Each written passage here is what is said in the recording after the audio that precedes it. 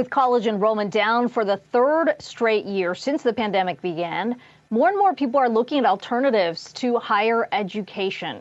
So much so that even major companies like Google and IBM are reducing education requirements, instead focusing more on skills and experience. So what does this shift mean for our society and the economy? Let's bring in John Fillmore. He's president of Chegg Skills. John, this is an interesting storyline that your CEO, Dan Rosensweig, actually flagged in the spring, saying that you were increasingly seeing more students forego college education for a job, a full-time job, largely because of inflation. To what extent have you seen that accelerate over the last few months? You know, it does just continue, and you have the continued strength in the economy. And while we talk a lot about the headlines of layoffs more recently, the reality is there are still more technology job openings than there were pre-pandemic.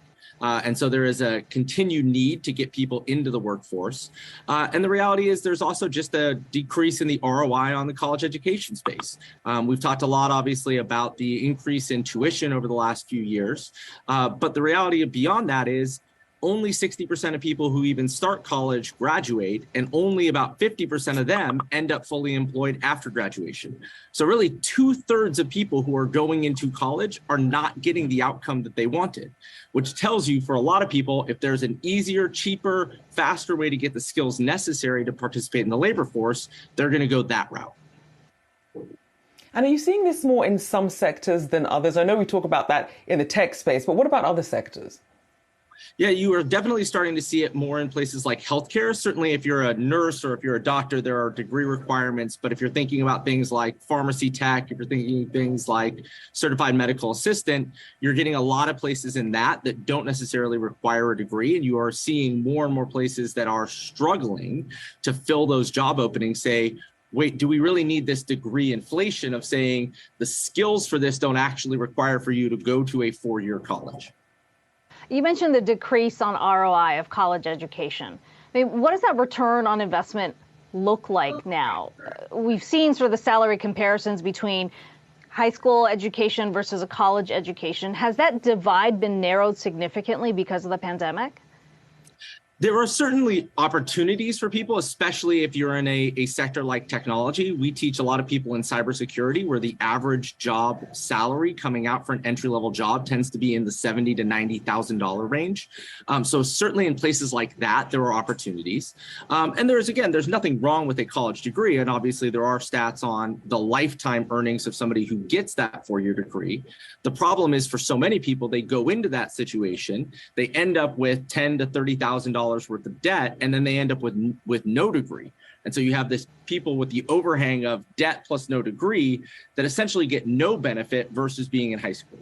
Now, what's changing in the world on this, and where you see incredible organizations like Opportunity at Work pushing on this, is to start this push, as you mentioned, to say, let's evaluate people on the skills.